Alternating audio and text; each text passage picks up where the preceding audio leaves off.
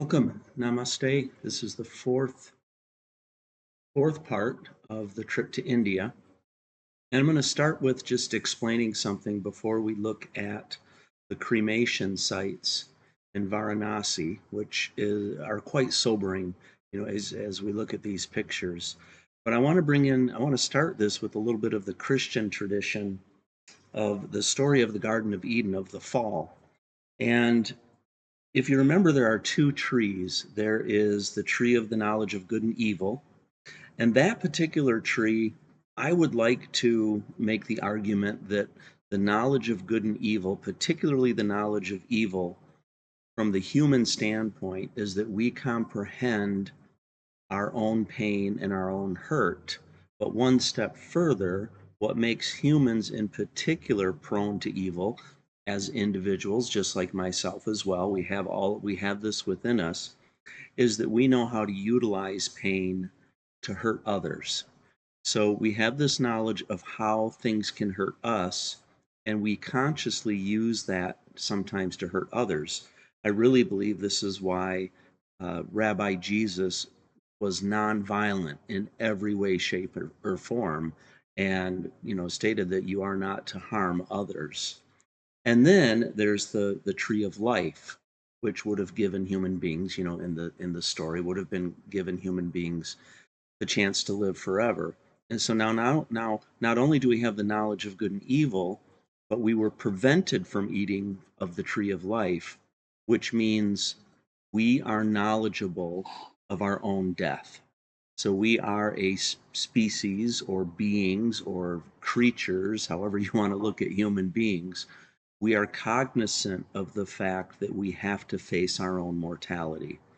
And so going to Varanasi to look at the cremation sites was an incredibly sobering experience for me because it added just another level of understanding of that traditional Christian story of the fall and the knowledge of good and evil, and the inability to eat from the tree of life, which really means that we are aware that we all have to die. So let's take a look at some pictures. Just the first few here are pictures of temples in an alleyway that are heading down to the Ganges River. I'm going to show you this first. And then we had gotten to this little platform that overlooked this one alley, and this alleyway emptied into two cremation sites. And so I'm going to show you this picture while I talk. So notice down this alley that empties out between two cremation sites that we'll look at in a minute. This is the alley that the bodies come down. And when Mercy and I were witnessing and observing this I think we were there probably 45 minutes to an hour, just in silence, just watching and taking everything in. And you'll notice that the body is adorned in orange cloth and has marigolds, so the orange flowers, and the body is brought on a stretcher. You'll also notice that anybody dressed in white, now you really can't see it in this picture, is going to be either the father, I'm sorry, it could be the spouse, or it could be the firstborn of the family. So they, in essence, dress in white to identify themselves as the main individuals who are mourning the death. And so there's a couple of steps. So I'm going to give you a quick overview. So the body comes down, and then it goes between the two cremation sites, and the body is bathed in the river Ganges as kind of the final washing, the final blessing, the final baptism, if you want to look at it that way. And then the body is going to be put by these fires to dry. And then once the body dries out, then the family prepares the body, purchases wood to build a pyre to burn the body on, and then the body is burned. After the body is burned, the untouchables, who are the individuals who tend to the fire and tend to the burning bodies, the untouchables are individuals who are not even in the caste system. So they are, in a sense, the bottom of society. And the term untouchable is not supposed to be used anymore. Gandhi came in the 1930s, Mahatma Gandhi, and he was an advocate for getting rid of that term. And he stressed the term child of God, children of God. And even that term still has some condescending tones to it, but it's much better than untouchables. Now, the individuals in this area, as they were explaining to me, the traditions and things like that, they use the word untouchable still. So you're going to see that. I'm going to show you pictures of where the wood is purchased. And then the untouchables, once the pyre has burned down, they go through the ashes, and then the ashes are rinsed in the Ganges River. And the family keeps the pelvis of the woman, and I believe the skull of the man. So if a man dies, the skull is kept, and if a woman dies, the pelvis, because of birth, is kept. And so you have this idea of Father God, Mother Earth giving birth, things like that. So it's very full of, chocked full of symbolism, very sobering, very somber mood to witness all of this. So let's take a look at some of these pictures. So here's one of the bodies. And like I said, there were probably 7 or 8 bodies that came down the alleyway just in the hour that we were there. So these are right after the alleyway, between the alley, the picture that you just saw, and the Ganges River, are all of these spots where a family member is going to purchase wood to burn the body on. So you can see all of the wood. Here's actually a family member right in the middle carrying some wood down to the cremation sites. Notice all of the wood on the right and the left. I couldn't help the way the wood is stacked. I couldn't help when I was, contemplating death and evil and, facing our own mortality. I couldn't help but think of Maruda, which is a term for stacking bodies like cords of wood in the Japanese internment camps. I said that wrong, but anyway, this is something that was just very sobering, and I found myself thinking of all different images of death as I was standing there looking at all of these logs for sale. It's just another picture of that.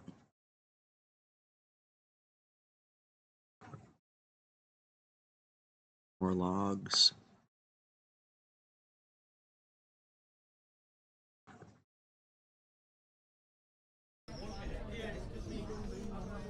And here's just kind of a quick 360 view.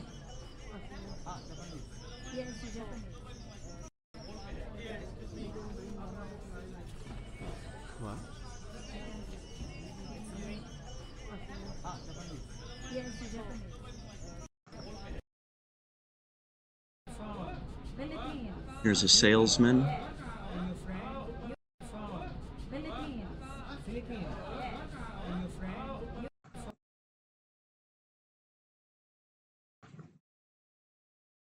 Now here is one of the 2 cremation sites, and you can see on this cremation site, if you look closely, they've got, I think that there were 5 cremation piles. So there were 5 bodies being cremated at a time, and then over to the right were another 5 sites, 5 or so sites where bodies were being cremated.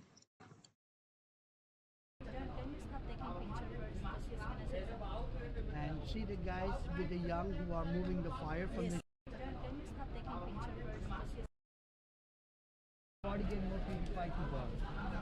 Now you'll notice there's an individual in blue shorts. He's drying his shirt right now. So that is one of the untouchables, or one of the individuals who are tending the fire. And again, the term untouchable is really not to be used anymore. I even want to say that I read somewhere that it's against Indian law to use that term even. I'm not positive about that, but it seems like the Indian government, basically banned that term.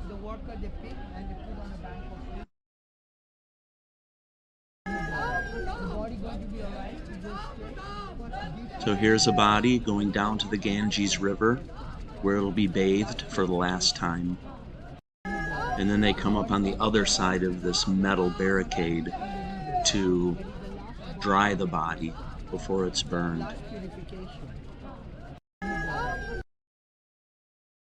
Now this one's interesting because you can see the two individuals. I actually have three. You can see an individual over here. So 1, 2, 3, oh, maybe even 4 individuals are dressed in white. So those are the individuals who are either the spouse of the person being born or the firstborn. I said that wrong. The spouse of the person being cremated, or the firstborn of the person being cremated.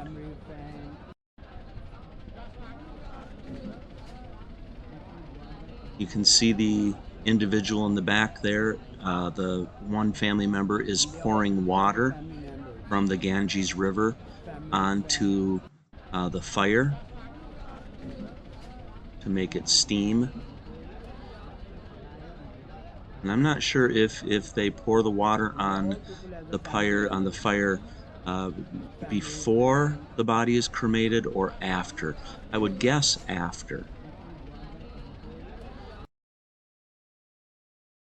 Now here you can see the wrappings of a body, and on my bigger camera I have a little bit better picture of the body that is in between those pieces of wood. But using a phone and trying to be, because I didn't want to be, I mean, I already felt a little disrespectful by taking a lot of these photos, but I did want to be a little more subtle and quick in taking photos. So there's a picture too. You can see that the stretcher that the body was brought in on is now empty, and the body is located in between those logs.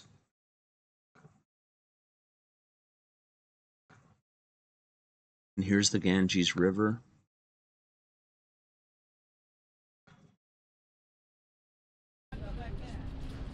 So that might be all of the pictures. I think I took a lot more pictures with my big camera because it has a zoom lens, so I could get a little bit closer from further away just to kind of maintain that level of respect.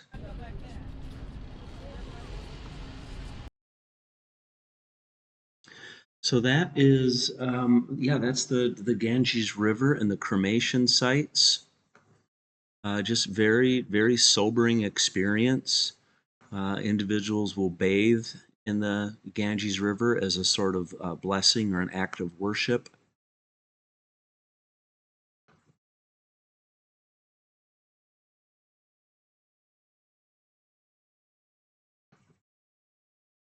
One of the things next week, I'm going to be starting my developmental psychology class, and we always start with chapter 13 of the text, which is the chapter on death.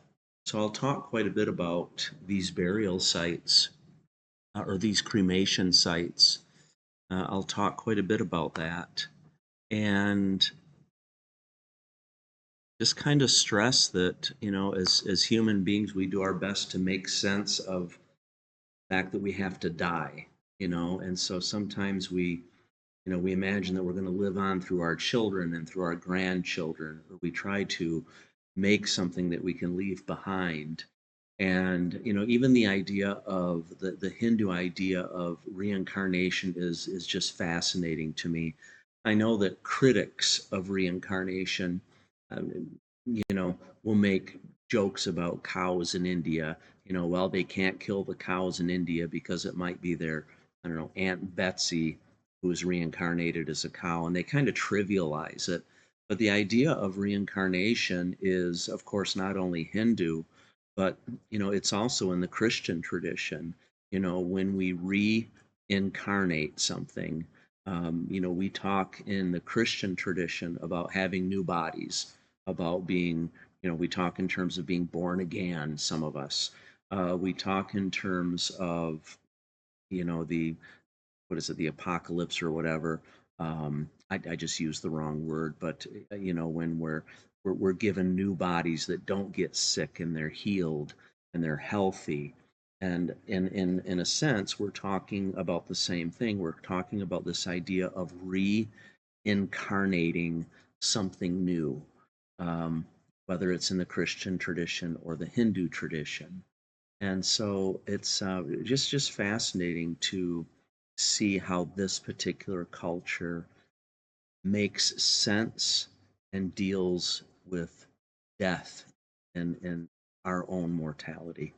So let's stop there. I know that was a little bit shorter than the other ones, but I think that's a good spot. I think this is a good spot to stop. All right, namaste. We'll see you for part 5 soon.